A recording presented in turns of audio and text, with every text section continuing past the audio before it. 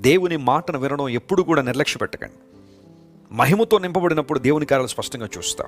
అందుమాత్రం కాకుండా ఆయన తన క్రియలను చూసి సంతోషించేవాడు, ఆనందించేవాడు. నీ జీవితంలో నీ పట్ల దేవుడు కార్యాలు చేయాలని ఆశిస్తున్నాడు, తన క్రియలను జరిగించాలని కోరుతున్నాడు. క్రియ అనే మాట ఇంగ్లీష్లో యాక్షన్ ఆర్ డీడ్ అనే పదాలు మనం చూస్తాం కదా. మన దేవుడు పని జరిగించే దేవుడు. ఆయన సోమరిగా ఉన్న దేవుడు కాదు. ఆయన ఒకచోట నిశ్చేష్టుడిగా ఉండిపోయే దేవుడు కాదు. ఆయన పని చేస్తూనే ఉన్నాడు. నా జీవితంలో కార్యాలు జరిగిస్తూనే ఉన్నాడు. ఆయన అద్భుతాలు చేస్తూనే ఉన్నాడు. ఎప్పుడూ కూడా విశ్వాసంలో బలహీనపడద్దు, నిరీక్షణలో వెనకకు జారిపోవద్దు.